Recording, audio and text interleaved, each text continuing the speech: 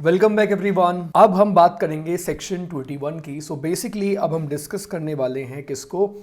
अब हम डिस्कस करने वाले हैं सेंट्रल रिकॉर्ड कीपिंग एजेंसी को। तो ये हमारा अब टॉपिक होने वाला है सेंट्रल रिकॉर्ड कीपिंग एजेंसी, जिसको शॉर्ट फॉर्म में CRA भी बोलते हैं। CRA, central record keeping agency का काम कौन करता है? सेंट्रल रिकॉर्ड कीपिंग एजेंसी का काम करता है नेशनल सिक्योरिटीज डिपॉजिटरी लिमिटेड। ये काम NSDL को अलॉट किया गया है। किसको? नेशनल सिक्योरिटीज डिपॉजिटरी लिमिटेड को ये काम अलॉट किया गया है। तो यहां हम NSDL जो CRA को मैनेज करती है। नाउ CRA अपने आप में ना एक अलग ही ऑर्गेनाइजेशन है, अपने आप में एक अलग ऑर्गेनाइजेशन है और अपनी तरह की, this is the only organisation. Getting a point? मतलब अपनी तरह की CRA जो है वो एक लौती ऑर्गेनाइजेशन है। CRA जैसी और कोई ऑर्गेनाइजेशन इंडिया में है ही नहीं, और PFRDA के लिए स्पेशली इस ऑर्गेनाइजेशन को बनाया गया था। किसको? सेंट्रल रिकॉर्ड कीपिंग एजेंसी को। सो सेंट्रल रिकॉर्ड कीपिंग एजेंसी में हम यहाँ बात करते हैं इसको कैसे बनाया गया। आपने अगर वेबसाइट देखी होगी NSDL की, CRA NSDL की, तो आपको इसके बारे में ज़रूर पता होगा। अगर पता नहीं है so let me show you the website. देखो ये वेबसाइट है, राइट, ये NPS की वेबसाइट है। NPS की ये वेबसाइट मैंने ओपन करी है, NPS NSDL, राइट। तो ये देखो मैं ये हम इसके होम पेज पे आ गए। नेशनल पेंशन सिस्टम, अटल पेंशन योजना, right. Log in with PRAN यानी कि प्रान नंबर, IPIN के थ्रू आप लॉग इन कर सकते हो। This is the corporate corner, right. So more about NPS, यहाँ एक FAQs है जिसके बारे में सारी की सारी इंफॉर्मेशन गिवन है about PFRDA, right. Now so ये NSDL का, देखो यहाँ पे NSDL का लोगो आ गया और NSDL के थ्रू सारी की सारी डीलिंग यहाँ पे की जाती है। This is the subscriber corner. तो बेसिकली बस आपकी अवेयरनेस के लिए मैं आपको थोड़ा सा नॉलेज देने के लिए मैं आपको ये सारी की सारी चीज़ें दिखा रहा हूँ। How to open NPS, find your nearest POP, जिसके हम आगे बात करेंगे, annuity calendar, PRAN application status, right. ये कुछ इन्फॉर्मेशन है जो वेबसाइट के ऊपर गिवन है। तो ये है national securities depository limited NSDL, जो कि इसको पूरा का पूरा मैनेज करती है। NSDL जो as a central record keeping agency काम करती है। नाउ अब देखो ज़रा, pension fund regulatory and development authority यानी कि PFRDA ने क्या किया है? बेसिकली PFRDA ने दिया है सर्टिफिकेट। PFRDA ने क्या दिया है?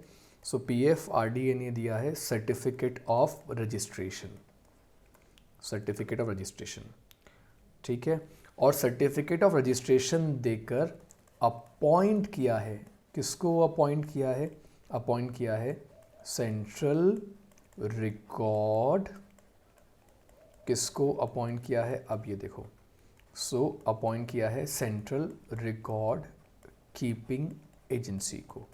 Is that clear? किसको अपॉइंट किया है? Central record keeping agency CRA को अपॉइंट किया है। नाउ अब जब PFRDA के पास में ये जो पावर है, ठीक है, तो PFRDA ने सेंट्रल रिकॉर्ड कीपिंग एजेंसी, यहाँ मैंने नाम लिख दिया किसका? NSDL का, नेशनल सिक्योरिटीज़ डिपॉजिटरी लिमिटेड, जिसको 1996 में पहली बार बनाया गया था। कब बनाया गया था NSDL को? 1996, जब इंडिया में डिपॉजिटरीज एक्ट जो है ना वो फर्स्ट टाइम आया था। सो जब इंडिया में पहली बार डिपॉजिटरीज एक्ट आया तब बनाया गया था किसको? NSDL को, ठीक है। और बाद में NSDL को सेंट्रल रिकॉर्ड कीपिंग एजेंसी का काम दे दिया गया है। ऐसा नहीं है कि NSDL को सिर्फ यही काम दिया गया है। NSDL मैंने आपको बताया ना कि डिपॉजिटरी का काम भी करती है, डिपॉजिटरी काम भी करती है। जब हम पैन कार्ड के लिए अप्लाई करते हैं तभी NSDL के पास में जाते हैं। इसके अलावा GST हो गया, ठीक है, GST हो गया, और GST के अलावा और भी गवर्नमेंट के कई ऐसे प्रोजेक्ट्स हैं जो कि NSDL को गवर्नमेंट ने दे रखे हैं, ठीक है। सो PFRDA या central record keeping agency is not the only function of NSDL, ठीक है। ऐसे बहुत सारे ऐसे जो गवर्नेंस रिलेटेड वर्क्स हैं वो गवर्नमेंट ने असाइन कर रखे हैं एनएसडीएल को। सो एक चीज़ और याद रखना कि सेंट्रल रिकॉर्ड कीपिंग एजेंसी इस वक्त एक है, इंडिया में एक है, लेकिन पब्लिक इंटरेस्ट में, ये बात याद रखना, पब्लिक इंटरेस्ट में अपॉइंट कर सकती हैं, अपॉइंट की जा सकती हैं मोर देन 1 CRA। ठीक है, तो यहाँ मैंने क्या कर दिया, मैंने CRA को इस तरीके से लिख दिया। CRA मतलब सेंट्रल रिकॉर्ड कीपिंग एजेंसी। अभी ये काम किसको असाइंड है, तो अभी एट दिस मोमेंट आज के टाइम पे ये काम सिर्फ एनएसडीएल को असाइंड है, जो PFRDA ने असाइन कर रखा है। लेकिन अगर PFRDA चाहे ना तो और भी सेंट्रल रिकॉर्ड कीपिंग एजेंसीज जो है वो क्रिएट कर सकता है, तो एक से ज़्यादा रिकॉर्ड कीपिंग एजेंसीज बन सकती है। नाउ द पॉइंट इज कि ये जो सेंट्रल रिकॉर्ड कीपिंग एजेंसी आपने बनाई, सेंट्रल रिकॉर्ड कीपिंग एजेंसी जो आपने बनाई है, इस सेंट्रल रिकॉर्ड कीपिंग एजेंसी के फंक्शंस क्या क्या होंगे। Now let's talk about the functions of central record keeping agency. तो मैंने सोचा कि जो फंक्शंस है, क्या काम करता है CRA, इसको बताने के लिए ना मैं 3 इसको पार्ट्स में डिवाइड कर देता हूँ। So basically what I am gonna do is, मैं इसको 3 पार्ट्स में डिवाइड करूँगा और 3 पार्ट्स में डिवाइड करके मैं आपको सेंट्रल रिकॉर्ड कीपिंग एजेंसी के बारे में सारी की सारी इन्फॉर्मेशन दे दूँगा। सबसे पहले जो इन्फॉर्मेशन मैं आपको दे रहा हूँ वो इन्फॉर्मेशन है ये, किस काम के लिए ये रिस्पॉन्सिबल होगी। ठीक है, किस पर्पस के लिए रिस्पॉन्सिबल होगी। तो ये देखो, सेंट्रल रिकॉर्ड कीपिंग एजेंसी जो है वो रिस्पॉन्सिबल होगी किसके लिए, रिसीव करने के लिए, for receiving instructions, for receiving instructions from subscribers. जितने भी आपको subscribers, is that clear. So responsible होगी for receiving instruction of subscribers through the point of presence. अब है ना, इस पॉइंट को ध्यान रखना, जो मैं ये लिख रहा हूँ ना यहाँ पे, through the point of presence, क्योंकि इसके बारे में ना अभी आगे चल के मैं विथ एग्जाम्पल आपको समझाने वाला हूँ कि पॉइंट ऑफ प्रेजेंस से क्या मतलब होता है।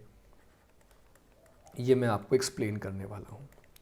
अगर आप ऑनलाइन बैंकिंग यूज़ करते हो, मोबाइल बैंकिंग यूज़ करते हो, अगर आपके मोबाइल में किसी कंपनी की मोबाइल एप्लीकेशन है, बैंकिंग कंपनी की किसी बैंक की आपके पास मोबाइल एप्लीकेशन है, जैसे कि फॉर एग्जांपल मेरे पास ICICI की मोबाइल एप्लीकेशन है, तो लेट्स से एग्जांपल, तो ICICI बैंक वाले, HDFC बैंक वाले, जो भी बैंक होता है ना, वो लोग क्या करते हैं, वो लोग बेसिकली अपनी ऐप के थ्रू NPS में इन्वेस्ट करने के लिए लोगों को प्रमोट करते हैं। वो लोगों को ये बोलते हैं कि अगर आप NPS में इन्वेस्ट करना चाहते हो तो आप हमारे थ्रू NPS में इन्वेस्ट कर सकते हो, राइट। तो हाँ, वो भी एक तरीका है। NPS में इन्वेस्ट करने के लिए आप डायरेक्टली भी नेशनल पेंशन सिस्टम की वेबसाइट पे जाकर भी अपना इन्वेस्टमेंट स्टार्ट कर सकते हो और बाकी बैंक्स के थ्रू भी आप इसमें इन्वेस्ट कर सकते हो। ये पॉइंट याद रखना। तो ये जो पॉइंट मैंने बताया ना, इसका रिलेशन किससे है, पॉइंट ऑफ प्रेजेंस से है। इसका रिलेशन किससे आ गया, इसका रिलेशन आ गया पॉइंट ऑफ प्रेजेंस से। ठीक है, नाउ अब देखो, इसके साथ साथ में एक और चीज़ है। NPS में बेसिकली क्या करते हैं, ट्रांसमिट करते हैं। ये क्या करते हैं, ट्रांसमिट करते हैं। ट्रांसमिट किसको, इंस्ट्रक्शंस। वो इंस्ट्रक्शन जो किससे मिले हैं, सब्सक्राइबर से मिले हैं। अब आप सोच रहे हो सब्सक्राइबर कौन है, क्या आप ये बात सोच रहे हो सब्सक्राइबर्स कौन है? अरे सब्सक्राइबर बेसिकली इन्वेस्टर्स हैं। मैं NPS का सब्सक्राइबर हूँ, आपने NPS में इन्वेस्ट कर दिया तो आप भी NPS के क्या बन गए, आप भी NPS के सब्सक्राइबर बन गए। पॉइंट बड़ा सिंपल है। सब्सक्राइबर का मतलब बेसिकली कौन है, जो NPS में इन्वेस्ट कर रहा है वो NPS का सब्सक्राइबर है। Is it clear? तो रिस्पॉन्सिबल है किसके लिए, for receiving instruction from subscribers, और फिर उन इंस्ट्रक्शंस को किसको देता है, पेंशन फंड्स को देता है। पेंशन फंड्स कौन कौन से हैं, अलग अलग कंपनीज को ये काम असाइन कर रखा है। यहाँ भी म्यूचुअल फंड कंपनीज की तरह ही यहाँ भी ICICI, HDFC ऐसी कंपनीज हैं जिनको ये काम असाइन कर रखा है। पेंशन फंड्स के बारे में भी आगे हम डिस्कस करेंगे, आगे इसी चैप्टर में डिस्कशन करने वाले हैं, इसी चैप्टर में बताने वाला हूँ। कुछ पॉइंट्स को मैं इंटेंशनली अभी नहीं बता रहा हूँ क्योंकि इनके बारे में हमें आगे समझना है, इन्हीं पॉइंट को स्पेसिफिकली डिस्कस करना है। तो जो इन्फॉर्मेशन रिसीव करने का काम है वो सेंट्रल रिकॉर्ड कीपिंग एजेंसी का काम है, उस इन्फॉर्मेशन को फिर फर्दर पास ऑन करने का काम किसका है? सेंट्रल रिकॉर्ड कीपिंग एजेंसी का है। इसके अलावा जो सेंट्रल रिकॉर्ड कीपिंग एजेंसी है वो क्या करती है, उसके पास बेसिकली जितने भी एसेट्स ओन्ड है, जितने भी एसेट्स ओन्ड है,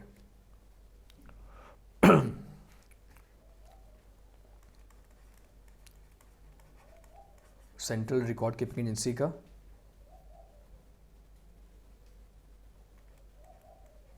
ठीक है। नाउ CRA क्या करती है? CRA का एक काम और है कि इन केस अगर एक्सपायरी ऑफ सर्टिफिकेशन हो जाए, किसका? रजिस्ट्रेशन का।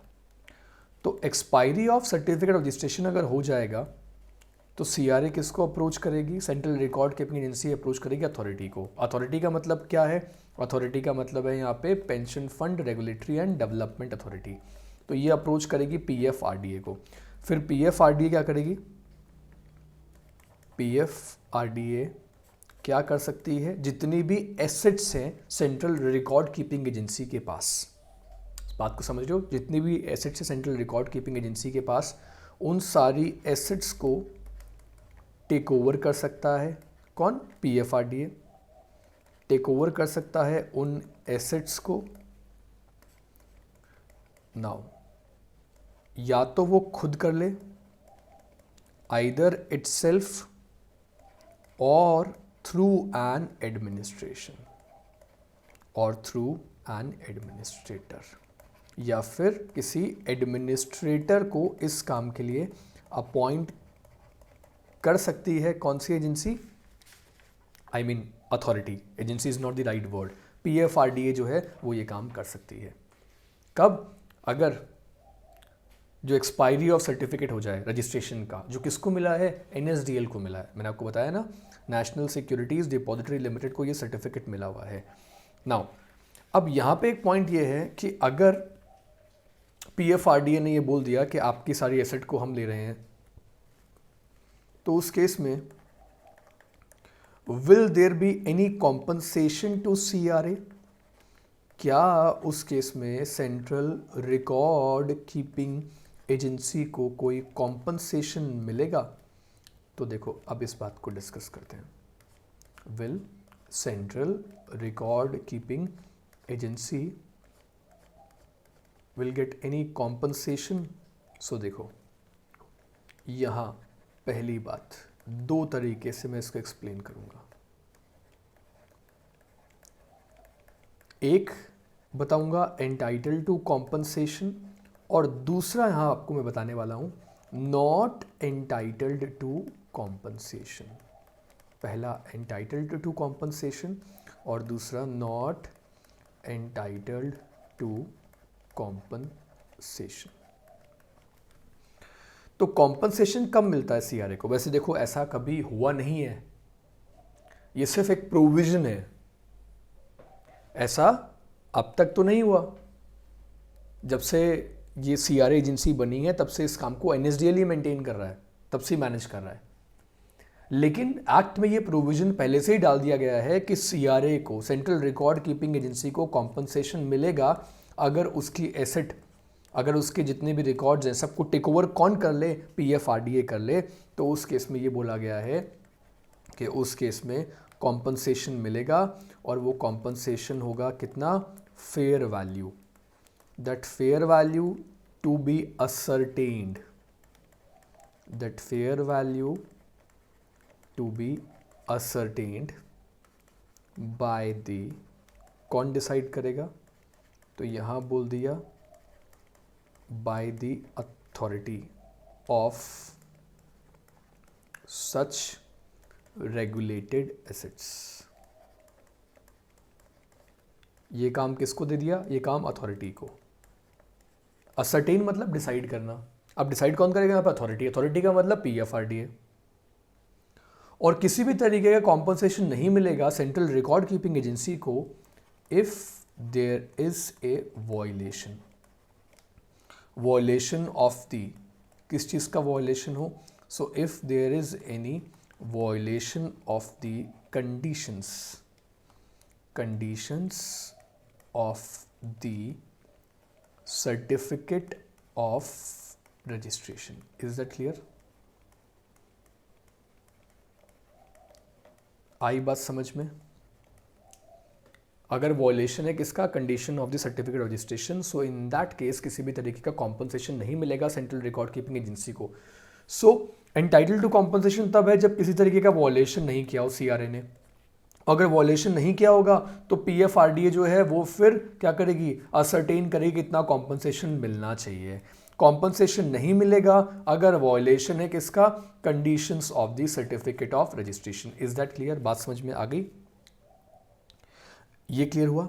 सेक्शन 21 समझ में आया? देखो सेक्शन 20 एंड सेक्शन 21 दोनों बहुत इंपॉर्टेंट सेक्शन है यहाँ पे जो हमें याद रखने हैं, जो हमारे लिए याद रखना बहुत ज़्यादा ज़रूरी है। आगे बढ़ते हैं, चलो now let's move forward and now let's talk about, अब देखो डिस्कस करते हैं किसको, अब हमारा वो टॉपिक जिसके बारे में मैंने आपको बताया था कि ये मैं आगे डिस्कस करूँगा, और वो टॉपिक है क्या, वो टॉपिक है point of presence. Point of presence section कौन सा है, so here the section number is section 22। तो चलो ठीक है, अब बात कर लेते हैं, डिस्कस कर लेते हैं पॉइंट ऑफ प्रेजेंस की। क्या लिखा हुआ है इसमें, इसको समझ लेते हैं एक बार, राइट। सो देखो point of presence, point of presence में ये पॉइंट आया कि ये जो अथॉरिटी है हमारी PFRDA, अथॉरिटी का नाम क्लियर है, pension fund regulatory and development authority, ये परमिट करती है, किसको परमिट करती है ये भी देख लो। PFRDA जो है ये करेगी परमिट करेगी वन और मोर पर्सन्स को, एक या एक से ज़्यादा लोगों को परमिट कर सकती है, किसके लिए, point of presence. Point of presence you can say ये वो लोग हैं जिनके थ्रू लोग इन्वेस्ट करते हैं, किसमें, जिनके थ्रू लोग इन्वेस्ट करते हैं पेंशन फंड में या नेशनल पेंशन सिस्टम में इन्वेस्ट करते हैं। मैंने आपको एग्जांपल बताया, देखो इसका एग्जांपल बताऊंगा आपको पॉइंट ऑफ प्रेजेंस का। ये पॉइंट ऑफ प्रेजेंस बेसिकली होते हैं सर्विस प्रोवाइडर्स, ठीक है, इतनी बात क्लियर हुई। They are basically service providers. तो ये जो सर्विस प्रोवाइडर्स होते हैं इनके नाम बताऊं मैं आपको, अब नाम सुनना, Allahabad bank, Axis bank, central bank of India, ICICI bank, IDBI bank, LIC of India, ये सारे के सारे पॉइंट ऑफ प्रेजेंस के एग्जाम्पल हैं। दोबारा बोल दूं, ICICI bank, LIC of India, IDBI bank, central bank of India, axis bank, Allahabad bank, ये सारे के सारे एग्जाम्पल्स हैं पॉइंट ऑफ प्रेजेंस के, जो कि हैं सर्विस प्रोवाइडर्स। अब ये जो पॉइंट ऑफ प्रेजेंस है इनका काम क्या है, अब ये भी देख लो।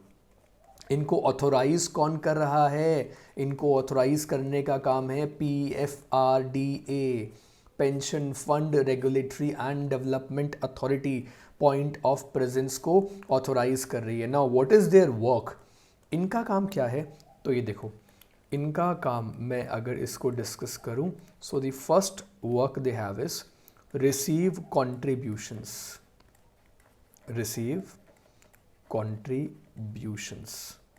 And instructions.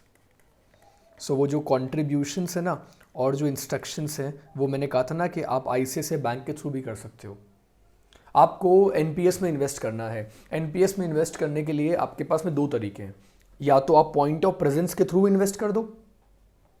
अगर आपको पॉइंट ऑफ प्रेजेंस के थ्रू इन्वेस्ट नहीं करना, आप डायरेक्टली जाओ NPS की वेबसाइट पे जाओ और वहाँ जाकर आप अपना आधार कार्ड नंबर डालो, अपनी इन्फॉर्मेशन डालो, और अपनी इन्फॉर्मेशन डालकर आप वहाँ से भी डायरेक्टली इन्वेस्ट कर सकते हो। और एक इनडायरेक्ट मेथड जो है वो है इनके थ्रू, किनके थ्रू, पॉइंट ऑफ प्रेजेंस के थ्रू।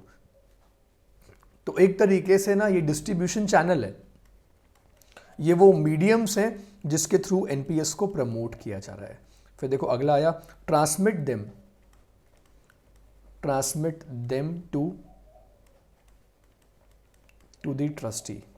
जो पैसा इन्हें मिलेगा उसको वो ट्रस्टी को ट्रांसफर कर देंगे। So trustee bank of the CRA ये पैसा खुद नहीं रखता, सीआरए भी एक बैंक को ट्रस्टी अपॉइंट करता है। सीआरए मतलब central record keeping agency.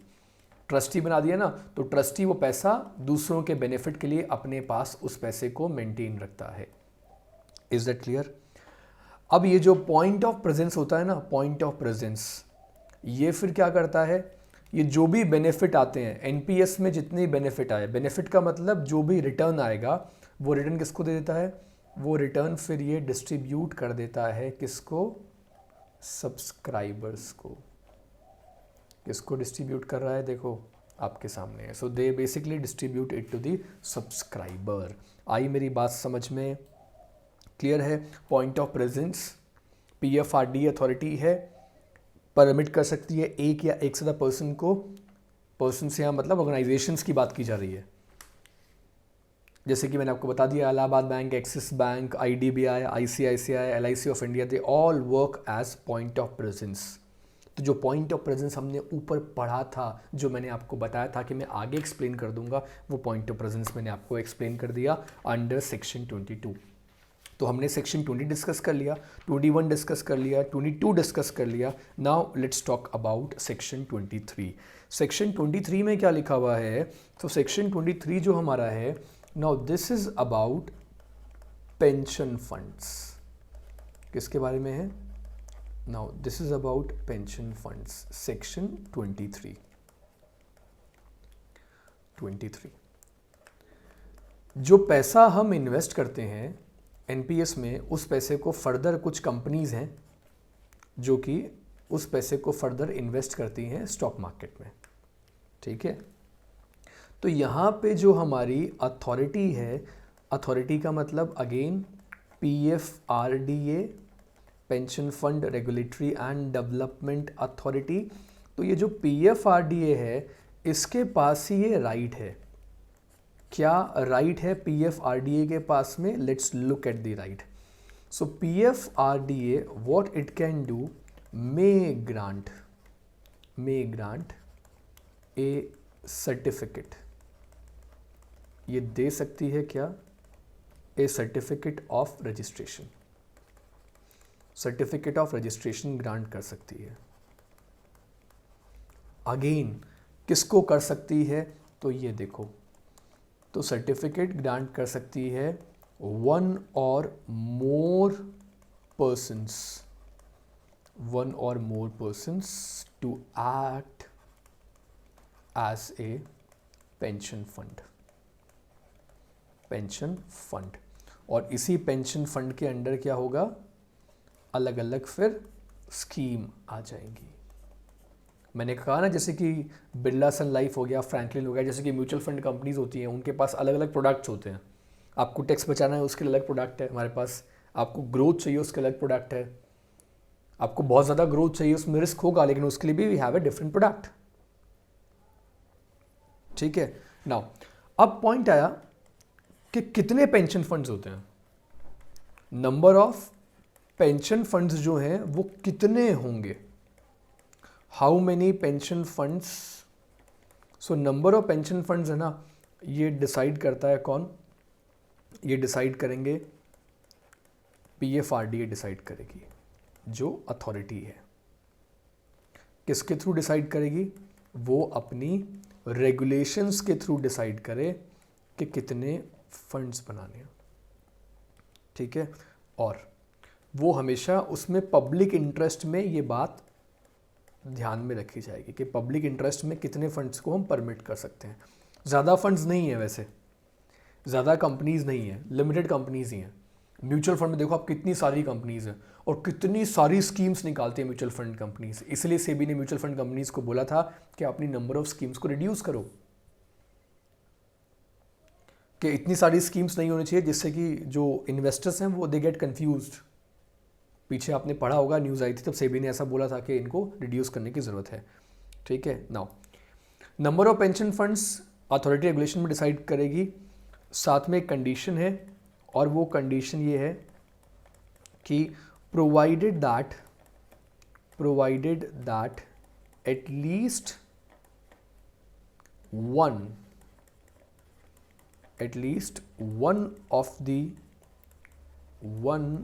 of the pension funds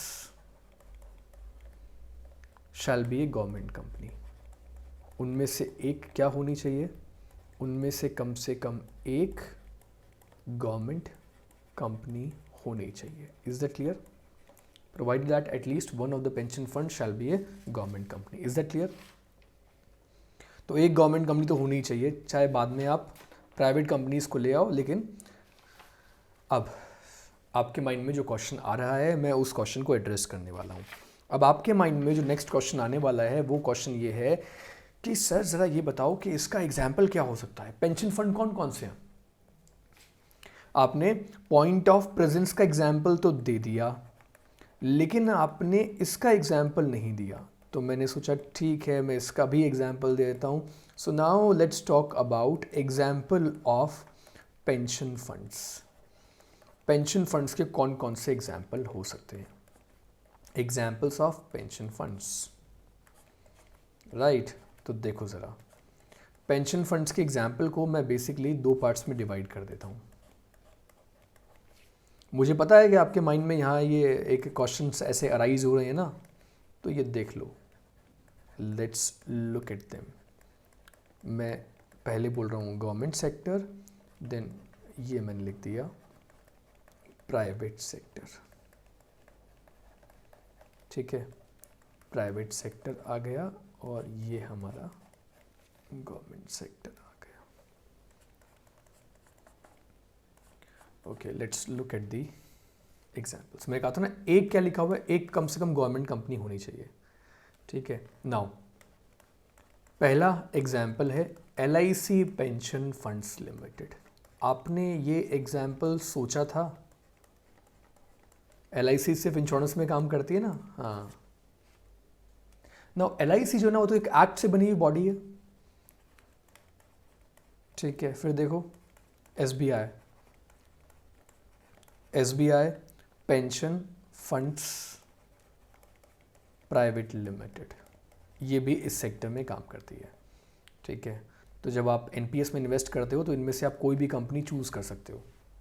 आपको LIC के थ्रू इन्वेस्ट करना है, आप इन्वेस्ट कर दो। आपको SBI के थ्रू करना है, वो भी कर सकते हो। इसके अलावा फिर एक और है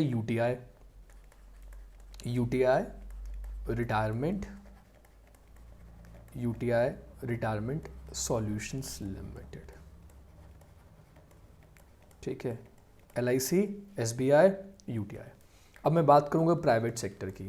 तो देखो, प्राइवेट सेक्टर में पहली कंपनी जो मैं बता रहा हूँ that is HDFC pension, HDFC pension management company limited. ठीक है, ये है प्राइवेट सेक्टर की। अब एग्जाम्पल जब दे रहा हूँ तो आपको अच्छे से एग्जाम्पल दूँ। मैंने आपको बताया ना कि गिनी चुनी कंपनीज़ हैं, म्यूचुअल फंड की तरह नहीं है कि बहुत सारी कंपनीज इस सेक्टर में काम कर रही हैं। फिर ICICI प्रूडेंशियल। ठीक है, इसके अलावा एक और कंपनी है दैट इज़ कोटक महिंद्रा। तो आई होप इतने एग्जाम्पल्स बहुत हैं। ठीक है, इसके अलावा अगर कोई एक दो कंपनीज ऐड हुई हैं तो मुझे उसके बारे में इन्फॉर्मेशन नहीं है। मैंने सिर्फ आपको पेंशन फंड के एग्जाम्पल दे दिए हैं। ठीक है, मैंने सिर्फ आपको पेंशन फंड के एग्जाम्पल दे दिए हैं कि पेंशन फंड में कौन कौन सी कंपनीज जो हैं वो डील करती हैं। क्लियर? गवर्नमेंट सेक्टर भी आ गया और इसके साथ साथ आ गया आपका प्राइवेट सेक्टर की जो कंपनीज है। ठीक है, नाउ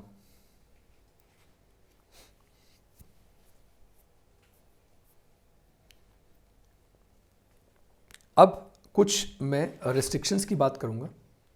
ठीक है, so now we will discuss about certain restrictions.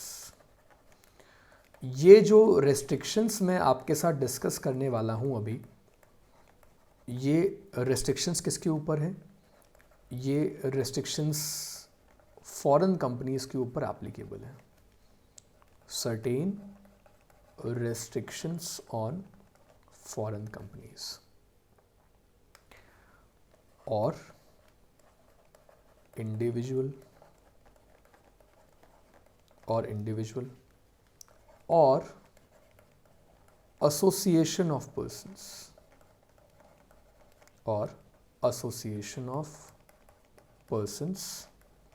section 24। ठीक है, इज दैट क्लियर? क्या डिस्कस करने वाला हूं मैं, ये देखना जरा। Certain restrictions on foreign companies और इंडिविजुअल्स और associations of persons section 24।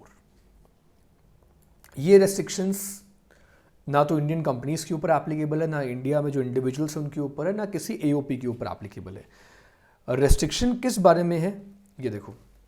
Restriction is about, सबसे पहले रेस्ट्रिक्शन लगाई क्यों गई, बनाई क्यों गई? रेस्ट्रिक्शन लगाने का पर्पस ये था कि इंडिया में जो एनपीएस सिस्टम है उसका बेनिफिट जो है वो मैक्सिमम इंडियंस को मिले, और क्योंकि ये स्टॉक मार्केट लिंक्ड है इसलिए कोई फॉरेन की कंपनी को इसका बेनिफिट ना मिले। देखो, अगर किसी फॉरेन के इंस्टीट्यूशन को इंडिया में इन्वेस्ट करना है ना, तो इंडिया में इन्वेस्ट करने के लिए उनको ये बोल रखा है कि ठीक है आप इंडिया में इन्वेस्ट करो, we don't have any problem, लेकिन आप स्टॉक मार्केट तो इन्वेस्ट कर दो ना। इंडिया में फॉरेन पोर्टफोलियो इन्वेस्टर इन्वेस्ट करते हैं ना, वो भी एक तरीका है जिसके थ्रू आप इंडियन इक्विटी मार्केट में इन्वेस्ट कर सकते हो, और वो अच्छी बात है, उसमें कोई खराबी नहीं है। लेकिन एनपीएस के लिए इनमें 3 कंडीशंस इनके ऊपर लगाई गई है, और वो 3 कंडीशंस कौन सी है, उन 3 कंडीशंस को ज़रा यहाँ देख लेते हैं। सबसे पहले कि कोई भी फॉरेन की कंपनी, इंडिविजुअल या एओपी, सो आइदर बाय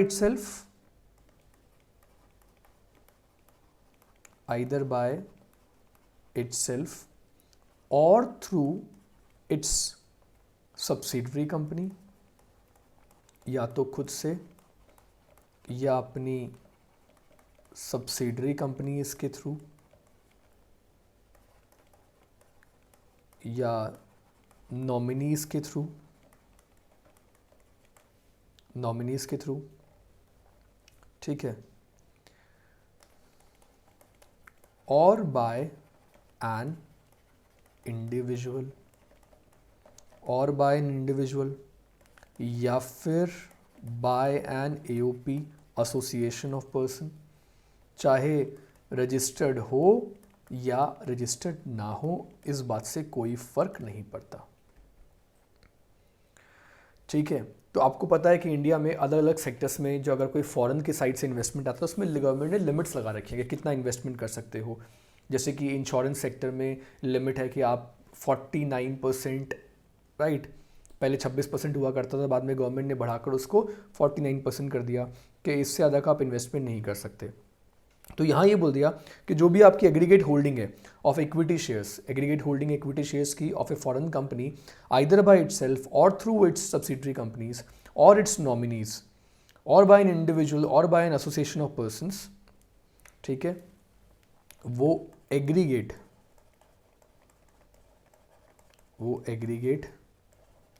किसमें, इन दी पेंशन फंड, वो पेंशन फंड में शैल नॉट एक्सीड, वो एक्सीड नहीं करेगी। किसको एक्सीड नहीं करेगी? Shall not exceed 26% of the paid up capital. अब इस बात पे ध्यान देना, 26% of the paid up capital of such fund. आ रही है बात समझ में? समझ में आया पॉइंट? अगर नहीं आया तो मैं समझा देता हूं। देखो, ये बोल दिया aggregate in the pension fund shell not exceed 26%। कितना? 26% से एक्सीड नहीं करेगा of the paid up capital of such fund. तो एक एग्जांपल लेते हैं, Kotak Mahindra pension funds limited नाम की कंपनी इंडिया में काम कर रही है, HDFC कर रही है, ICICI कर रही है। इन कंपनीज में अगर फॉरेन से इन्वेस्टमेंट आया है, इन कंपनीज में अगर फॉरेन से इन्वेस्टमेंट आया है, सच इन्वेस्टमेंट शैल नॉट एक्सीड 26%। मतलब इनके पास अगर उनको ओनरशिप चाहिए ना, उनके अगर शेयर खरीदना है, तो वो 26% से एक्सीड नहीं कर सकता। कितना? 26% से एक्सीड नहीं कर सकता। आप बोलोगे सर क्यों नहीं कर सकता? तो मैंने आपको बताया ना कि देखो अलग अलग सेक्टर्स के लिए अलग अलग फॉरेन इन्वेस्टमेंट की लिमिट्स हैं।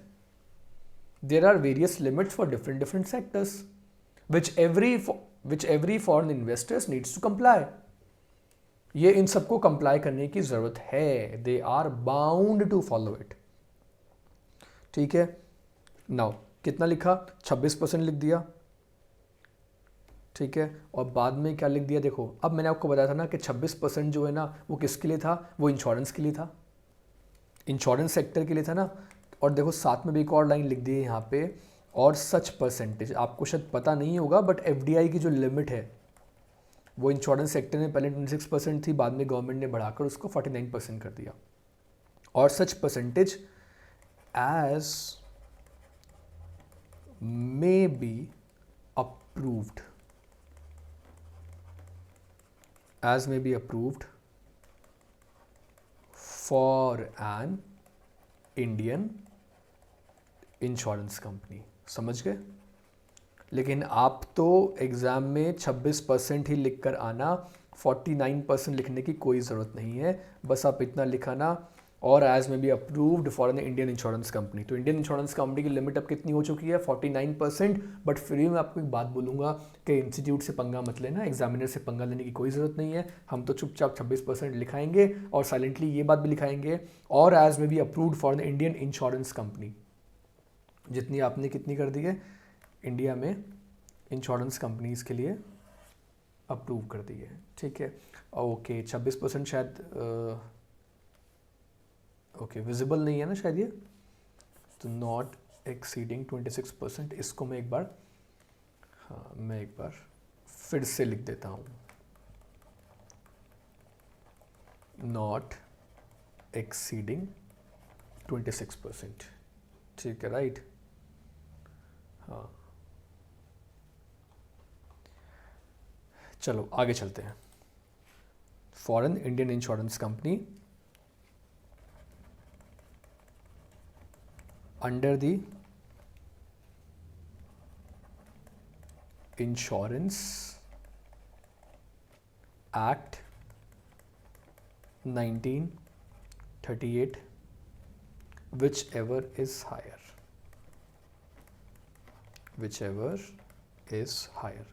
तो हायर तो अभी लिमिट कौन सी है? जो लिमिट हायर है 49% वाली लिमिट हायर है, ये आपको ध्यान में रखना है। क्लियर हो गया? सेक्शन 20 राइट, सेक्शन 24 भी डिस्कस कर लिया, 23, 21, 20, ये सारे सेक्शन डिस्कस हो गए। नाउ नेक्स्ट अभी हम 2 सेक्शन इस चैप्टर में और डिस्कस करेंगे। ठीक है, एक डिस्कस करेंगे हम किसको? एक डिस्कस करेंगे हम सेक्शन 25 को। तो सेक्शन 25 में क्या लिखा हुआ है ज़रा इसको देख लेते हैं। Now section 25 says prohibition.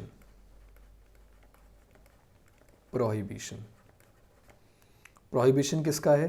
तो ये देखो, प्रोहिबिशन इस बात का है कि कोई भी पेंशन फंड, चाहे LIC हो, कोटक हो, मतलब चाहे वो प्राइवेट सेक्टर का हो चाहे गवर्नमेंट सेक्टर का हो, बट नो पेंशन फंड शैल, ना तो directly,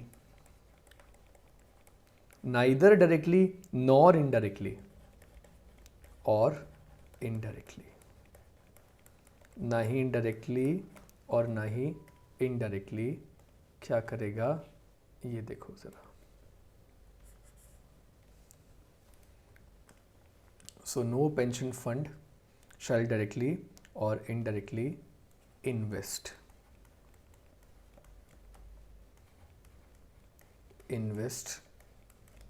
outside India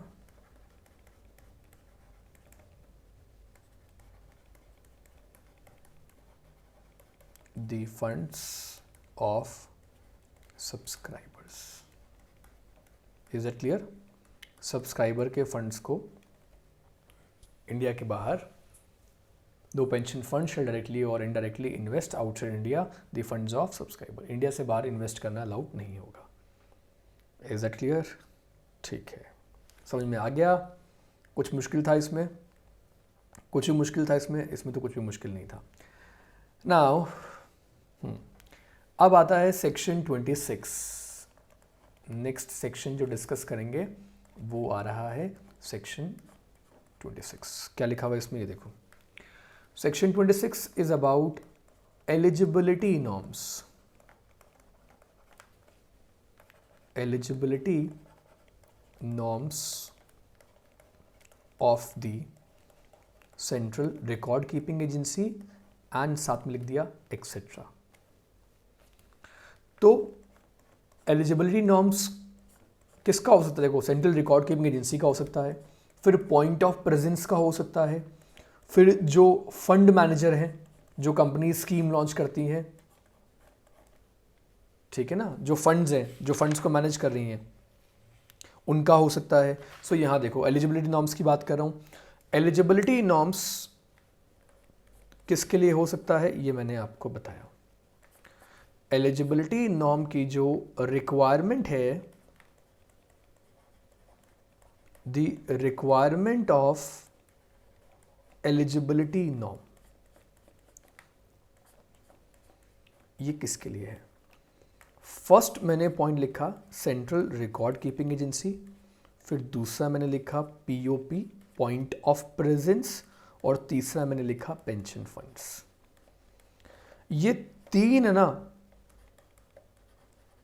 PFRDA chapter के ना सबसे इंपॉर्टेंट है। बेसिकली एनपीएस को रन करने के लिए तीन इंपॉर्टेंट ऑर्गन्स हैं जिनके बिना we can not run national pension system. तो सीआरए या पॉइंट ऑफ प्रेजेंस या पेंशन फंड्स को ना क्या करने पड़ेंगे? इनको सेटिस्फाई करने पड़ेंगे एलिजिबिलिटी नॉर्म्स। Eligibility norms. अब ज़रा सोच के देखना कि इंडिया में सेंट्रल रिकॉर्ड कीपिंग एजेंसी सिर्फ एक ही है। एक्ट परमिट करता है, एक्ट में लिखा हुआ है कि एक से ज़्यादा सेंट्रल रिकॉर्ड कीपिंग एजेंसी जो है वो पीएफआरडीए बना सकती है, लेकिन पीएफआरडीए ने सिर्फ एक ही बनाया। पॉइंट ऑफ प्रेजेंस भी लिमिटेड है, जो बैंकिंग इंस्टीट्यूशंस हैं उनको बना रखा है। पेंशन फंड्स भी लिमिटेड है, ज़्यादा नहीं है, जैसे कि मैंने कहा म्यूचुअल फंड में है। तो यहाँ पॉइंट अब देखने वाला ये है कि ऐसा क्यों है। तो ऐसा है ना, वो ज़्यादा बेटर है, इससे कम कंफ्यूजन होता है, ट्रांसपेरेंसी रहती है और सिस्टम मैनेज करना आसान है। लेकिन इनके लिए भी ना कुछ एलिजिबिलिटी नॉर्म्स हैं। ये जो एलिजिबिलिटी नॉर्म्स है ना, ये एक्ट में प्रिस्क्राइब्ड नहीं है, ये एलिजिबिलिटी नॉर्म प्रिस्क्राइब्ड होते हैं किस में?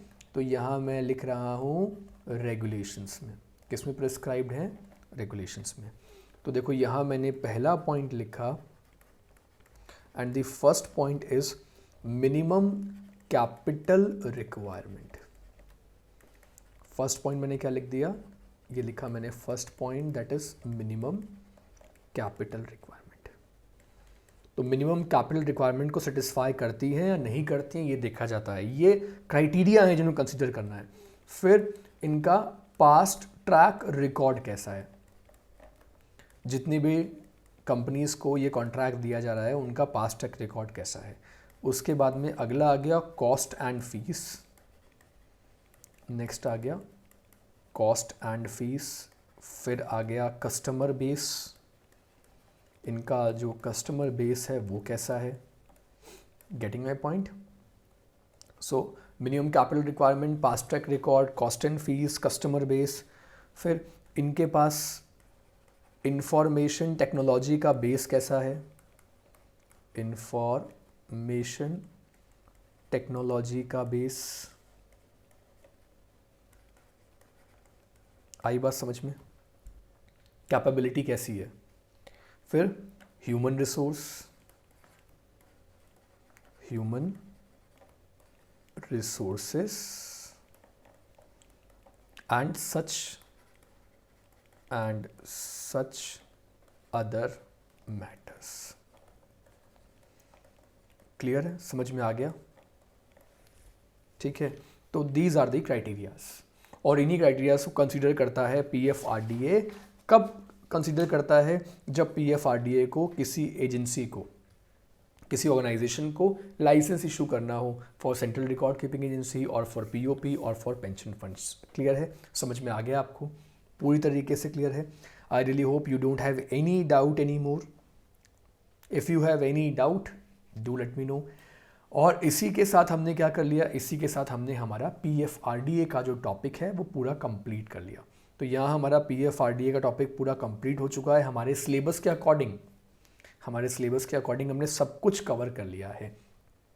आई रियली होप आपको पूरा चैप्टर अच्छे समझ में आया होगा। इस चैप्टर में आपको किसी भी तरीके का कोई डाउट नहीं होगा। मैंने कोशिश की है कि मैं आपको मैक्सिमम एग्जाम्पल्स देकर ये चैप्टर जो है वो कवर कर सकूं। तो ये मेरी छोटी सी कोशिश थी आपको समझाने के लिए कि what is pension fund regulatory and development authority act and what is national pension system. फिर भी if you have any doubt, your doubts are always, I always welcome your doubts, right. तो इसी के साथ हमारा ये चैप्टर कंप्लीट होता है। मैं आपसे मिलूंगा अब एक नए चैप्टर में with some new concepts. Thank you so much.